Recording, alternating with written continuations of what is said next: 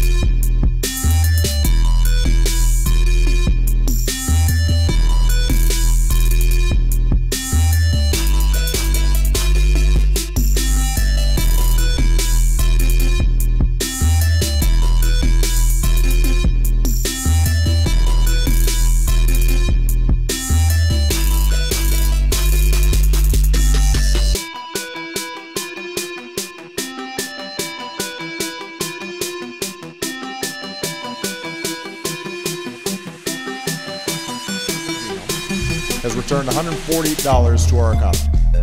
$1 of investment, $140 in return. So Dr. Collins helped lead that genome effort. And that's why we thought it was appropriate to have him here to announce the next great American project, and that's what we're calling the Brain Initiative. Now, as humans, we can identify galaxies light years away. We can study particles smaller than an atom, but we still haven't unlocked the mystery of the 3 pounds of matter that sits between our ears.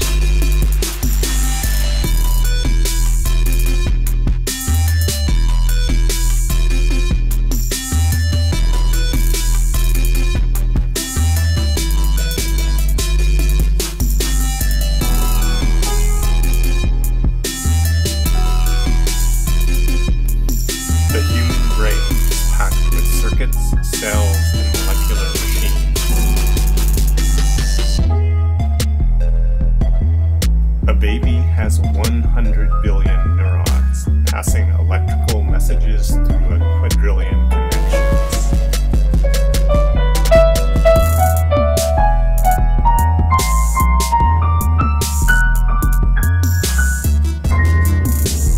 Neurons and their connections can be seen with an electron microscope.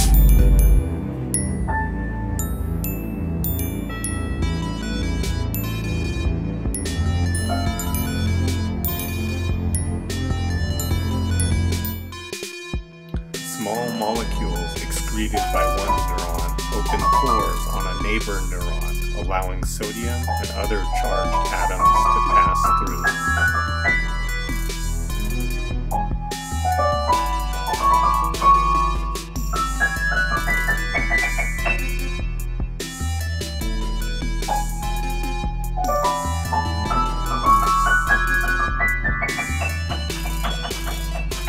These flowing charges are your thoughts.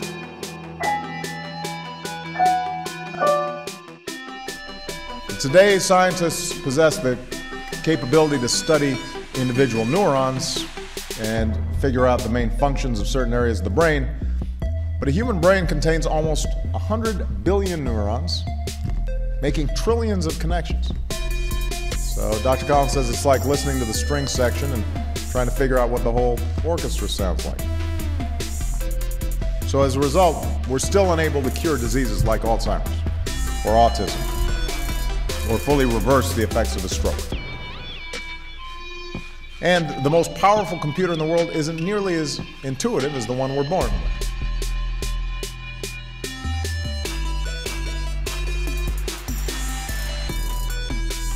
with. There's this enormous mystery waiting to be unlocked. And the Brain Initiative will change that by giving scientists the tools they need to get a dynamic picture of the brain in action and better understand how we think and how we learn and how we remember. And that knowledge will be transformative.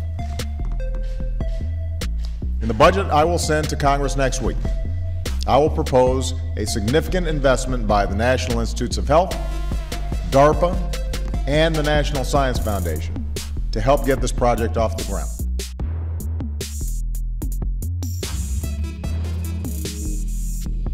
It used to be that your privacy was invaded by people breaking into your home, listening to your phone calls, opening your mail. But technology has made it far easier for criminals and governments to invade your privacy. As a matter of fact, you could argue that metadata is far more dangerous than just listening to people's phone calls or opening their emails.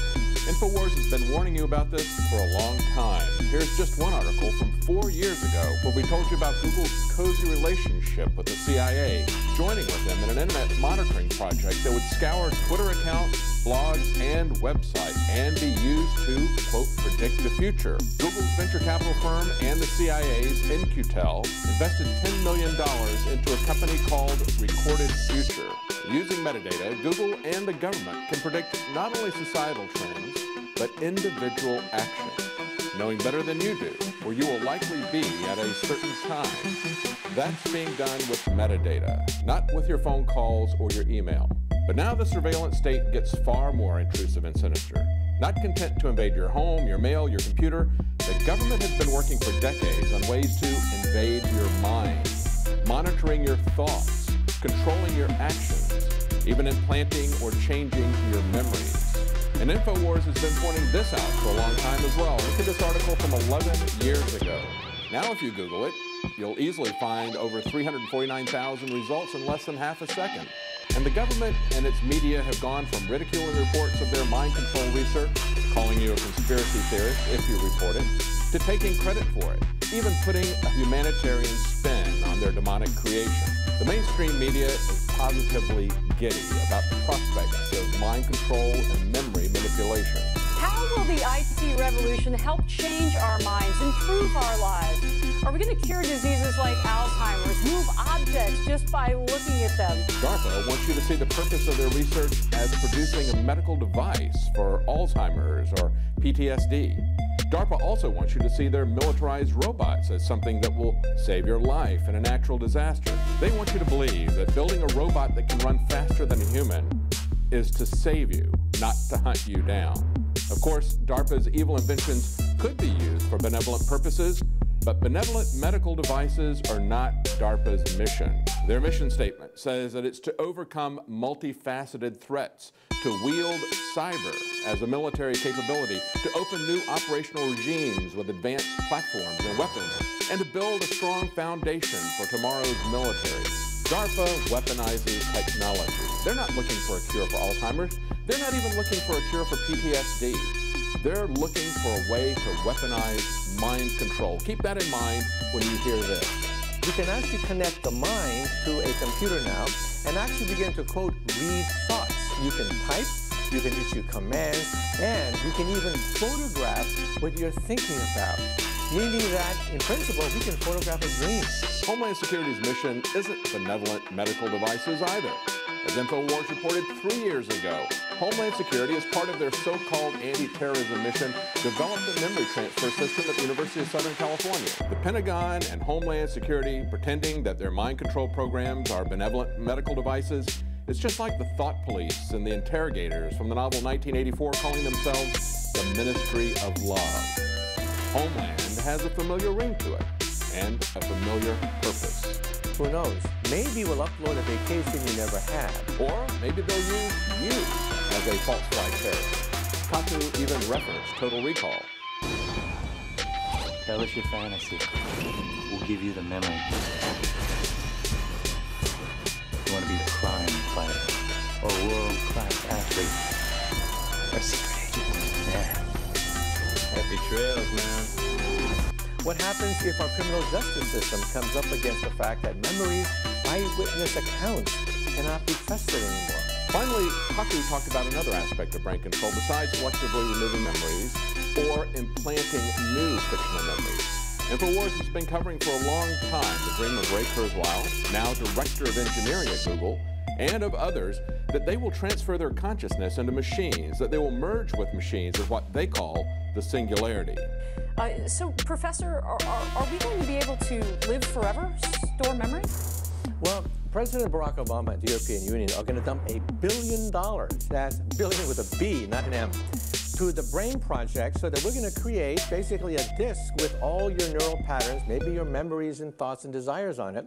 The short-term goal is to cure mental illness, one of the great scourges of the human race. But long-term, if you die, in some sense, your genome and your connectome will live on forever.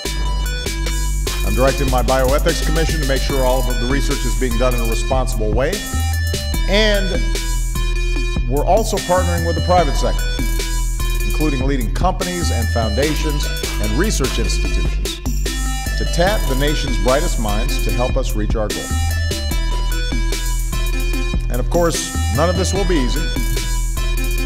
If it was, we'd already know everything there was about how the brain works, and presumably my life would be simpler here. It could explain all kinds of things that go on in Washington, and we could prescribe something.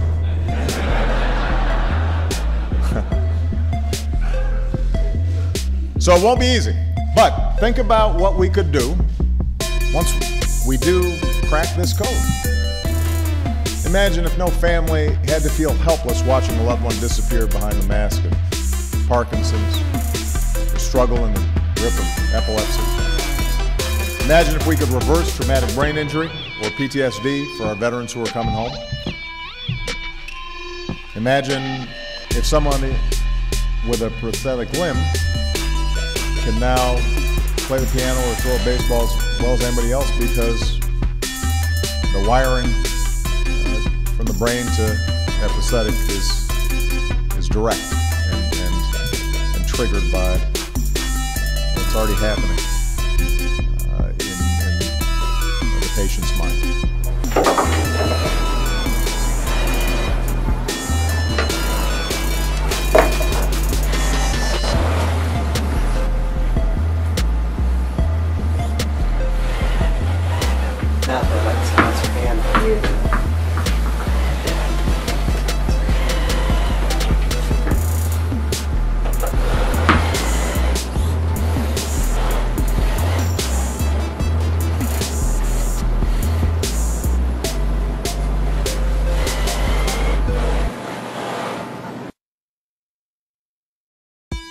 Watson, the computer that won Jeopardy, is now being used in hospitals across the country to diagnose diseases like cancer. That's how much progress has been made.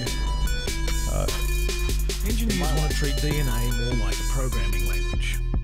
Instead of ones and zeros, A's, T's, G's and C's. They want to use DNA to write simple, Lego-like functional components, inspired by, but not found in nature, and then run them in a cell instead of a computer. The only difference is this software builds its own hardware. They call this re-engineered genetic engineering synthetic biology. Nowadays, rather than cut and paste the DNA sequence out of one organism and into another, you can, if you know what you're doing, just type your DNA sequence into a computer, or copy it from a database, or even select from a growing component catalogue. And then you just order it over the internet. Yes, really. The DNA sequence may be copied from nature, but the DNA itself is made by a machine. It's synthetic. The raw material for synthesizing DNA is sugar, $25 of which will buy you enough to make a copy of every human genome on the planet.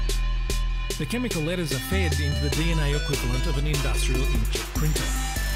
In goes your sequence information, and out comes DNA, at a cost of less than 40 cents per base pair, and getting cheaper all the time. It's then freeze-dried and shipped to your door. Already engineers have assembled an open-source catalogue of over 5,000 standardised components, called BioBricks. At an annual worldwide do-it-yourself competition, university students build new and more complex BioBricks, string them together, and then run them inside a much-studied intestinal bacteria, E. coli. Sure, they're toy projects with shoestring budgets, but the results are impressive. E. chromi, an E. coli with sensitivity tuner and colour generators, is programmed to turn one of 5 colours when it detects a certain concentration of an environmental toxin. E. coloid is a bacterial system which switches on and off in response to red light and acts like a bacterial Polaroid camera. Groups with more time and a lot more money are rewriting, call it in computer programming, refactoring whole systems. Jay Kiesling, chemical and biological engineer, and his team at UC Berkeley have built and continually refined a new metabolic pathway in yeast by assembling 10 genes from 3 organisms in an attempt to produce synthetically the anti-malarial drug artemisinin, and to do it cheaply enough to treat up to 200 million malaria sufferers. When I heard of their new attack on humanity and the word Zika virus, I immediately saw the pharaonic word Ka, and I knew enough was behind it all. Ka is the soul when alive, and Ba when dead, within the pharaonic belief system. Therefore, Ka also means the life energy, as the Japanese ki, intrinsic energy, which the Japs got from the pharaohs and their Ka. So, with Zika, they attack our life force. Zika virus alters the human genetic Ka code. Furthermore, the mozzie that supposedly transmits the virus is called the Aedes aegypti, the Egyptian mosquito, Pharaoh's own personal weapon of mass destruction. Occurring species, and added a few extras, like their email address. This wasn't creating life, it was testing just how reprogrammable a bacterial cell can be. An important step if we want biological factories which can be tasked to make many things, like vaccine, medicine, food, and even fuel. In the last 10,000 years, genetics has taken us from gathering seeds to manipulating DNA.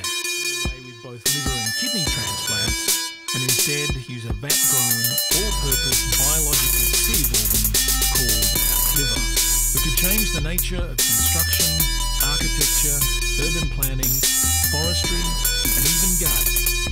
With a seed that can grow into a house, or even return life to a whole planet by terraforming the long-dead Mars. Till then, synthetic biology advances project by project. As Drew Endy, civil engineer turned synthetic biologist, says, testing of understanding by building is the shortest path to demonstrating what you know and what you don't. In so doing, synthetic biology is already paying dividends by simultaneously expanding and testing our knowledge of cellular function.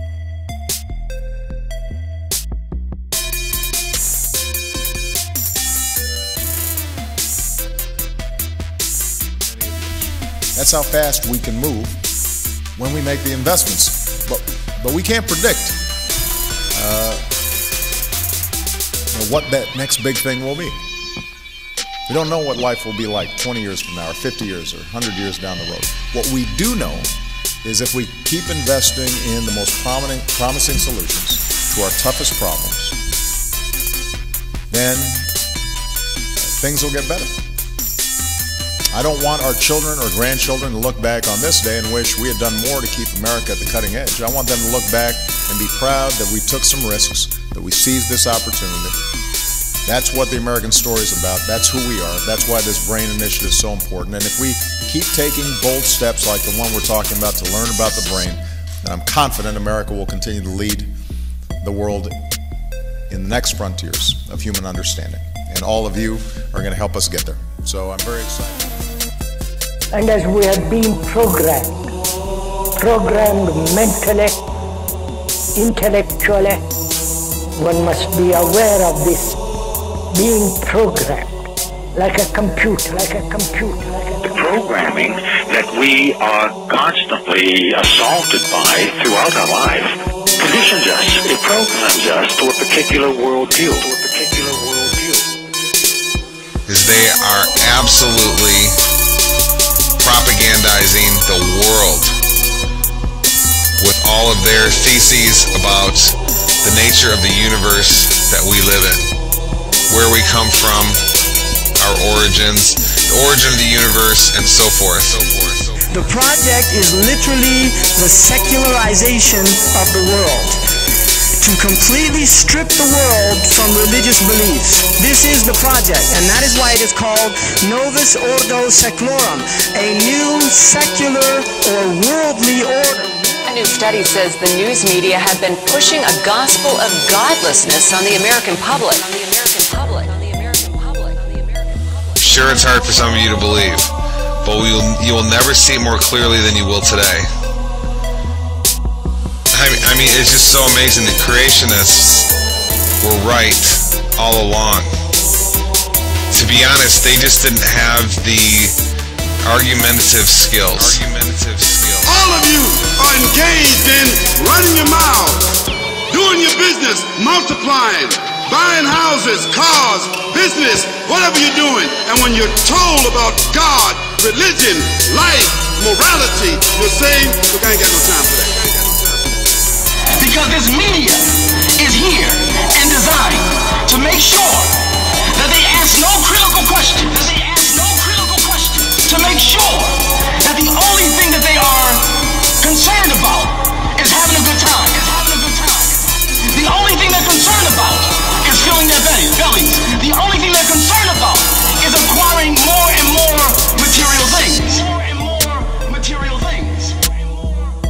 And so that is why today, one of the struggles that you have as young people, that when you want to do different events and you want to talk about real issues, you have the struggle of many of your peers who've been so conditioned in this matrix that they would rather party than listen to the truth. They would rather party and shop and go to the mall than to stand up for issues of justice. They're stuck in the matrix. But you have the responsibility of helping to wake them up, Now, how do we know that there's a God? After having been thoroughly brainwashed. How do we know that there's a creator? How do we know that there's a creator?